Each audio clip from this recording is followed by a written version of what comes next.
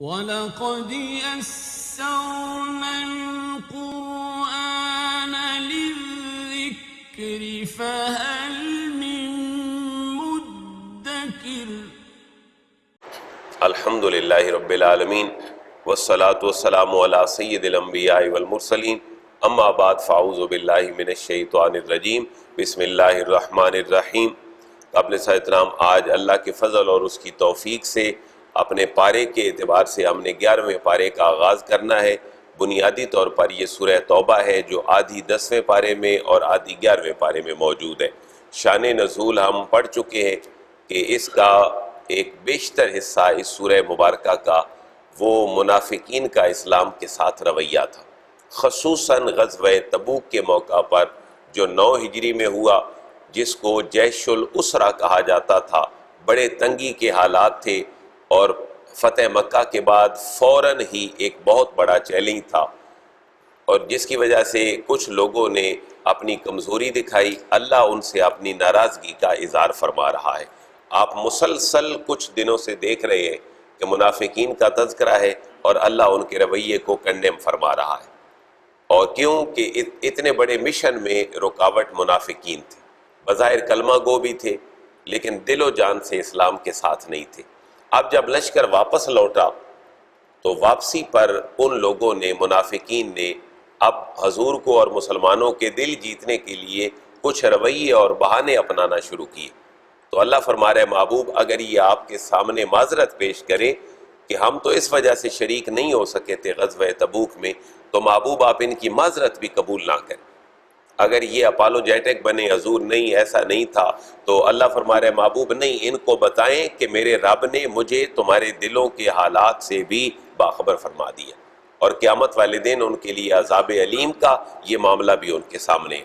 اور ایک آیت میں تو یہ کہہ دیا محبوب یہ آپ کو قسمیں اٹھا کر یقین دلائیں گے کہ حضور نہیں، میں تو دل سے بالکل صاف تھا، بس جا نہیں سکا آپ کے ساتھ۔ اللہ فرما رہے محبوب ان کی قسموں کے اوپر بھی آپ نے یقین نہیں کرنا۔ تیسرا سٹیپ، محبوب اگر آپ ان سے راضی بھی ہو جائیں اپنی طبیعت کی نزاکت کی وجہ سے، محبوب آپ راضی ہو بھی جائیں، میں نے ان سے راضی نہیں ہونا۔ یہ 3 آیات کا مسلسل مفہوم ہے۔ محبوب ان کی معذرت قبول نہیں کرنی، ان کی قسموں پہ اعتبار نہیں کرنا، اگر آپ راضی ہو بھی جائیں تو میں راضی نہیں ہوگا۔ یہ مسلسل 3 آیات کا اور 6 سے 7 لائنوں کا مفہوم ہے۔ اب ترجمہ آپ نے فرمانا ہے۔ بسم اللہ الرحمن الرحیم۔ یعتذرون الیکم اذا رجعتم الیہم، یعتذرون معذرت کرتے ہیں، الیکم آپ کے سامنے آ کر، محبوب یہ معذرت کریں گے آپ کے سامنے آ کر، اذا رجعتم جب یہ لوٹ کر آئیں گے، راجع یرجع سے معنی ہے لوٹنا، اذا رجعتم الیہم محبوب جب یہ لوٹ کر آئیں گے تو آپ کے سامنے بہانے پیش کریں گے۔ قل لا تعتذروا، قل محبوب آپ ان کو فرما دیجئے لا تعتذروا، بہانے مت بناؤ، لن نؤمن لکم ہم اعتبار نہیں کریں گے تمہاری باتوں کا، قد نبأنا اللہ من اخبارکم، قد تحقیق نبأنا ہمیں متنبع کر دیا ہے، ہمیں باخبر کر دیا ہے، اللہ نے من اخبارکم تمہاری خبروں، تمہارے اعمال سے اللہ نے ہمیں باخبر کر دیا ہے۔ وَسَيَّرَ اللَّهُ عَمَلَكُمْ وَرَسُولُهُ ثُمَّ تُرَدُّونَ إِلَىٰ عَالِمِ الْغَيْبِ وَالشَّهَادَةِ فَيُنَبِّئُكُم بِمَا كُنتُمْ تَعْمَلُونَ۔ وَسَيَّرَ اللَّهُ اور سین ان قریب، یر اللہ دیکھے گا اللہ تبارک و تعالی، عملکم تمہارے اعمال کو، وَرَسُولُهُ اور اس کا رسول بھی تمہارے اعمال کو دیکھیں گے۔ ثم تردون پھر تم لوٹائے جاؤ گے، الی عالم الغیب والشہادہ اس ذات بابرکات کی طرف جو جاننے والا ہے پوشیدہ چیزوں کا، والشہادہ اور ظاہری چیزوں کا، فَيُنَبِّئُكُم پھر وہ تمہیں آگاہ فرمائے گا، بما کنتم تعملون اس سے جو تم کیا کرتے تھے، کنتم تعملون جو تم کیا کرتے تھے۔ یہ پہلا سٹیپ ہو گیا، محبوب آپ ان کی معذرت کو بھی قبول نہ کریں۔ دوسری بات، محبوب یہ قسمیں اٹھائیں گے، ان کی قسموں کا اعتبار بھی نہ کریں۔ سَيَحْلِفُونَ بِاللَّهِ لَكُمْ إِذَا انقَلَبْتُمْ إِلَيْهِمْ لِتُعْرِضُوا عَنْهُمْ فَأَعْرِضُوا عَنْهُمْ إِنَّهُمْ رِجْسٌ وَمَأْوَاهُمْ جَهَنَّمُ جَزَاءً بِمَا كَانُوا يَكْسِبُونَ۔ سَيَحْلِفُونَ سین کا معنی ان قریب، یحلفون یہ حلف اٹھائیں گے، یہ قسمیں اٹھائیں گے باللہ اللہ کی، لکم آپ کے سامنے، محبوب یہ آپ کے سامنے اللہ کی قسمیں اٹھائیں گے، اذن قلبتم، اذا جب، انقلبتم جب تم لوٹ کے آؤ گے۔ انقلاب کا معنی بھی ہوتا ہے الٹ پلٹ کر چیزوں کا اپنی جگہ پہ آ جانا۔ محبوب یہ چلے مدینے سے تھے اور مدینے میں ہی رہے، اب جب یہ لوٹیں گے محبوب آپ ان کی طرف تو یہ قسمیں اٹھائیں گے اللہ کی تمہارے سامنے، لِتُوْرِدُوا عَنْهُمْ، ان کی حکمت یہ ہوگی قسمیں اٹھانے کی تاکہ آپ ان سے اعراض کریں، آپ ان کو معاف کر دیں۔ محبوب فَعَارِضُوا عَنْهُمْ، فا کا معنی پس، عَارِضُوا عَنْهُمْ محبوب آپ ان سے اعراض کر لیں، آپ ان سے اپنا منہ پھیر لیں، ان کی قسموں کا اعتبار نہ کریں۔ دیکھیں منافق ہے تو کلمہ گو، کافر تو نہیں ہے، مومن ہے، لیکن ایسا مومن ہے جس کا ظاہر اور باطن الگ الگ ہے، ایک جیسا نہیں ہے۔ تو اللہ فرما رہے انہم رجسن، انہم بے شک یہ لوگ اپنا رویہ جو اسلام کے خلاف رکھتے ہیں اور اسلام کے دشمنوں کے پاس بیٹھتے ہیں، گپیں لگاتے ہیں، اسلام کی کمزوریاں ڈھونڈتے ہیں، انہم رجسن، رجس کا معنی ناپاک ہیں، پلید ہیں۔ محبوب یہ کلمہ گو ہونے کے باوجود بھی ناپاک ہیں کیونکہ اسلام کی ترقی ان کو ایک آنکھ نہیں پاتی۔ وَمَأْوَاهُمْ جہنم، اور ان کا ٹھکانہ جہنم ہے۔ جہنم اللہ نے ان کو نہیں دی، جزاء بما کانوا یکسبون، یہ جزا ہے ان کی بما کانوا یکسبون، جو یہ کمایا کرتے تھے، جو یہ کیا کرتے تھے۔ اب دو باتیں ہماری ہو گئی۔ نمبر 1 پہلا سٹیج محبوب ان کی معذرت بھی قبول نہ کریں، دوسرا سٹیپ ان کی قسموں کا اعتبار بھی نہ کریں، تیسرا سٹیپ ہے محبوب اگر یہ قسمیں اٹھائیں اور آپ یقین کر لیں تو کر لیں۔ اللہ فرما رہا ہے میں تو یقین کرنے والا نہیں، میں ان کی باتوں پہ کبھی یقین نہیں کروں گا، ان سے کبھی بھی راضی نہیں ہوں گا۔ یحلفون وہ قسمیں اٹھاتے ہیں، وہ حلف اٹھاتے ہیں، لکم تمہارے لیے، لترضوا عنہم، لترضوا تاکہ آپ لوگ راضی ہو جائیں، عنہم ان سے۔ محبوب فَإِن تَرْضَوْا عَنْهُمْ اگر آپ ان سے راضی ہو بھی جائیں تو فَإِنَّ اللَّهَ لَا يَرْضَى پس اللہ تبارک و تعالیٰ راضی نہیں ہوگا عن القوم الفاسقین نافرمان قوم سے۔ یہ جس کا چہرہ الگ ہے، اوپر کا الگ، نیچے کا الگ، مسلمانوں کے ساتھ مسلمان، غیر مسلموں کے ساتھ غیر مسلم، یہ فاسق ہیں۔ محبوب آپ راضی ہو بھی جائیں اپنی طبیعت کی نرمی کی وجہ سے اور اپنی رحمت للعالمین کی وجہ سے، آپ نے تو ان کا جنازہ بھی پڑھا دیا، آپ نے تو ان کو کفنانے کے لیے اپنا لباس بھی دے دیا، ان کے لیے دعا بھی کر دی، یہ تو آپ کی نرم خوئی ہے، آپ کر بھی دیں تو اللہ فرما رہے میں تو نافرمان قوم سے راضی ہونے والا نہیں۔ اب اگلی آیت مبارکہ جو 2 ہیں، یہ مدینہ کے قرب و جوار میں رہنے والے وہ لوگ ہیں جن کو قرآن عرابی کہہ رہا ہے۔ ایک ہوتا ہے عربی، ایک ہوتا ہے عرابی۔ عرابی کہتے ہیں بدو کو، دیہاتی کو، پینڈو کو، جو شہر کے ارد گرد رہتا ہو۔ اللہ فرما رہے منافقین جو ہیں، یہ عرابی جو ہیں یہ اپنے نفاق میں بڑے شدید ہیں۔ ایک تو ان کا مزاج جو ہے وہ اجڈوں والا ہے، دوسرا یہ ہے کہ اسلام سے واقف نہیں ہے، اپنی اپنی باتیں چھوڑتے ہیں، اسلام کی حکمت عملی کے اوپر یہ غور نہیں کرتے۔ تو بتا دیا گیا کہ اللہ کے راستے میں جب خرچ کرتے ہیں تو یہ تاوان سمجھ کے خرچ کرتے ہیں، یہ سمجھتے ہیں یہ جرمانہ ہمیں دینا پڑ گیا ہے جو ہم دے رہے ہیں۔ اور کچھ پھر وہ لوگ ہیں کہ جو اللہ اور اس کے رسول پر ایمان رکھتے ہیں، دیہاتی ہونے کے باوجود اپنے ایمان میں بڑے پختہ ہیں۔ یہ 2 آیات میں مدینہ کے قرب و جوار میں رہنے والے دیہاتی لوگوں کے ایمان کا کمپیریزن ہے۔ نمبر 1 الاعراب اشد کفرا ونفاقا واجدر الا يعلموا حدود ما انزل اللہ علی رسولہ واللہ علیم حکیم۔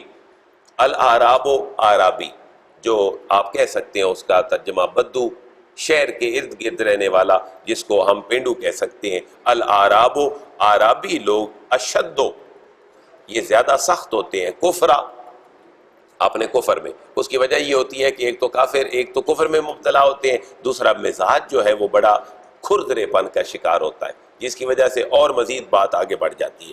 الاعراب اشد کفرا زیادہ سخت ہیں کفر میں، ونفاقا اور منافقت میں بھی زیادہ سخت ہیں، وَأَجْدَارُ اور اس بات کے زیادہ حقدار ہیں، اللہ یعلمو کہ وہ نہ جانے، یعنی مزاج کی سختی اتنی ہو گئی ہے کہ اب یہ اس قابل ہو گئے ہیں کہ یہ جان ہی نہ سکے۔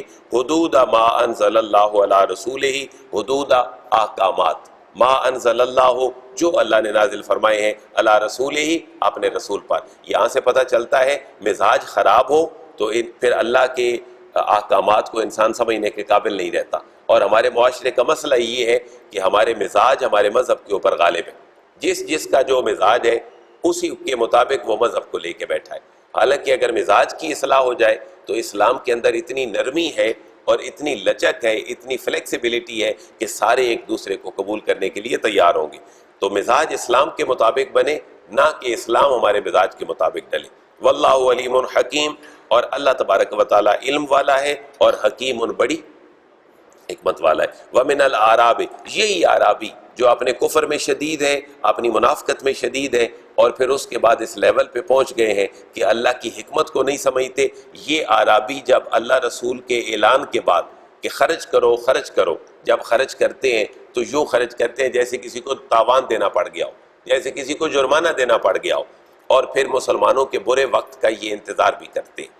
وَمِنَ الْأَعْرَابِ مَن يَتَّخِذُ مَا يُنْفِقُ مَغْرَمًا وَيَتَرَبَّصُ بِكُمُ الدَّوَائِرَ عَلَيْهِمْ دَائِرَةُ السَّوْءِ وَاللَّهُ سَمِيعٌ عَلِيمٌ۔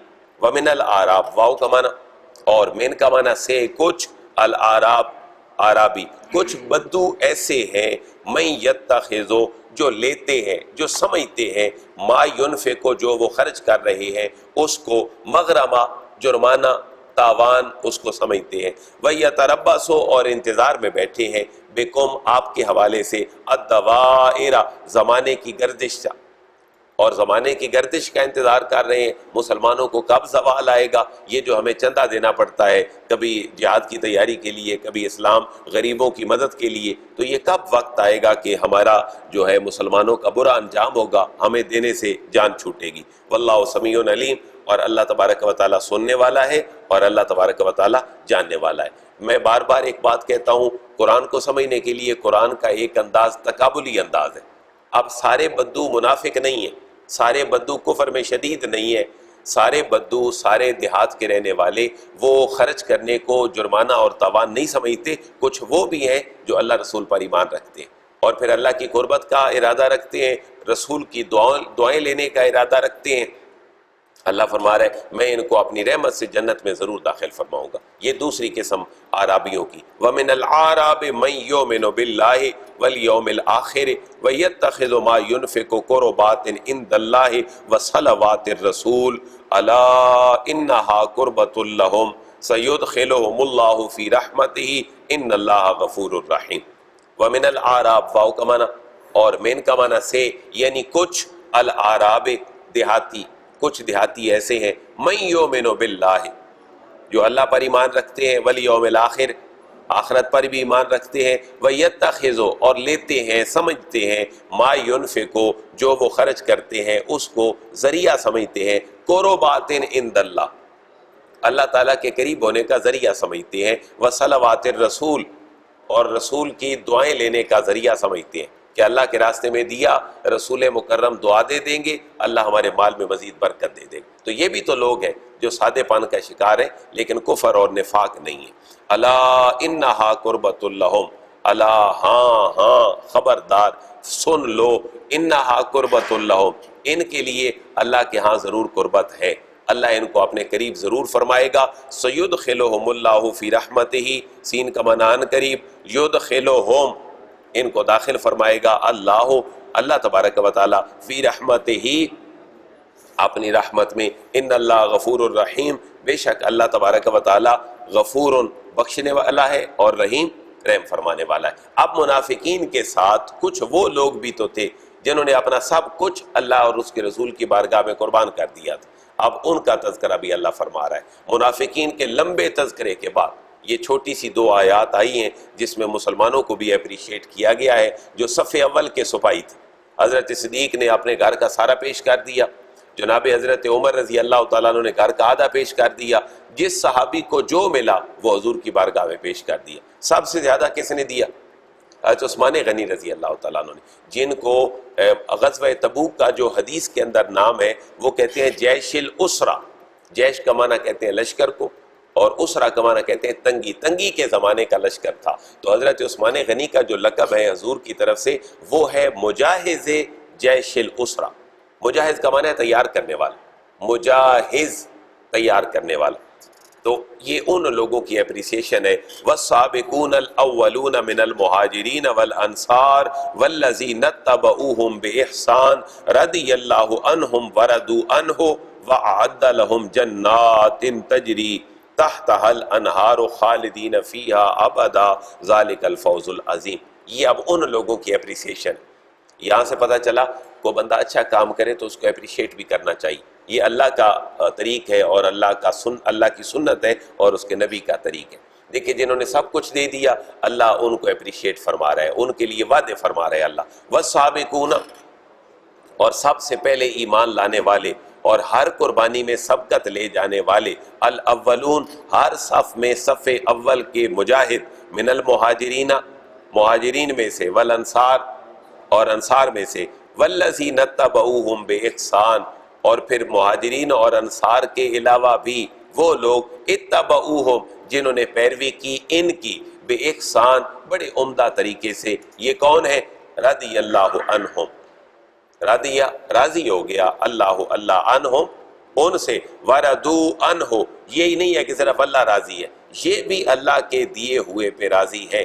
اور وہ کیسے ہیں؟ اطمینان قلب حاصل ہو گیا, یکسوئی حاصل ہو گئی ہے, اپنے مشن کی طرف رواں دواں تھے, وہاں سے ہٹے نہیں, وہاں سے مڑے نہیں, کوئی اور سوچ ذہن میں نہیں آئی, تو یہ بھی اللہ کے دیے ہوئے پہ راضی ہو گئے.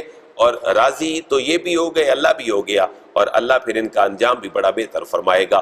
وَأَعَدَّ واو کا معنی اور, اعد تیار کر رکھا ہے, لہم ان کے لیے اللہ نے, جنات باغات, تجری چلتے ہیں, تحتہا جن کے نیچے, الانہار نہریں چلتی ہیں, خالدین فیہا جس میں ہمیشہ رہیں گے, ابدا ابد الآباد تک رہیں گے. اور ذالک الفوز العظیم یہ ان کے اس معاملے کے بعد ایک بہت بڑی کامیابی ہے جو اللہ تبارک و تعالیٰ نے ان کو عطا فرما دی. اور یہ کامیابی کا تاج اللہ ان کو مرنے کے بعد اللہ اپنے حضور بھی ان کو پہنچائے گا. کل والی آیات مبارکہ میں پھر منافقین کا تذکرہ ہوگا, اور منافقین کے بعد پھر ان صحابہ کا تذکرہ ہے کہ جو صحابہ کرام اپنی بس چاہتے ہوئے نہ چاہتے ہوئے نہیں جا سکے غزوہ تبوک میں, اللہ نے ان کی پھر معافی کا اعلان فرما دیا. لیکن ابھی ایک ہماری نشست اور ہوگی کہ جو منافقین کے احوال کو اللہ تبارک و تعالیٰ یہاں میں ہمارے سامنے فرمائے گا. اب آہستہ آہستہ سمجھ آ رہی ہے کہ سورہ توبہ کے شروع میں بسم اللہ کیوں نہیں ہے, کیونکہ اللہ واشگاف الفاظ میں مذمت بیان فرما رہا ہے منافقین کی, کفار کی, مشرکین کی, حتیٰ کہ جو صحابہ پیچھے رہ گئے رسول اللہ ان سے بھی ناراض ہو گئے. اور کتنے دن ناراض رہے؟ 50 دن. پھر حضور نے فرمایا یہ لوگ ان کے ساتھ بولے ہی کوئی نہ, صحابہ کرام کے ساتھ بھی کوئی نہ بولے. اور پھر 30 دنوں کے بعد حضور نے فرمایا ان کو بتا دو ان کی بیویوں کو کہ ان کی بیویاں بھی ان کے قریب نہ جائیں جب یہ اپنی بیویوں کو اپنے قریب آنے کے لیے بلائیں. تو اللہ تبارک و تعالیٰ نے بڑے پیک پہ جا کے جذبات کو ڈیل کیا ہے اس صورت میں جو غزوہ تبوک کے بعد سورہ توبہ کی شکل میں نازل ہوئی. اس لیے صحابہ کے ساتھ بھی سخت رویہ ہے. آپ ذرا دیکھیں اس آیت میں ہم نے کیا پڑھا, اللہ اپنے محبوب کے ساتھ بھی رویہ سخت فرما رہا ہے. کیسے؟ محبوب اگر آپ راضی ہو بھی جائیں تو میں راضی ان کے ساتھ نہیں ہوں. تو بڑی وہ جو سختی ہے, تھوڑی سی اللہ کی جلالت ہے, وہ اس سورہ مبارکہ کے اندر موجود ہے, جس کی وجہ سے سورہ مبارکہ کی شروع میں بسم اللہ عمومی طور پر نہیں لکھی گئی. اللہ ہمیں نفاق سے بچنے کی توفیق نصیب فرمائے, ہمیں پختہ مسلمان بننے کی توفیق نصیب فرمائے. وما علیہ الا البلاغ.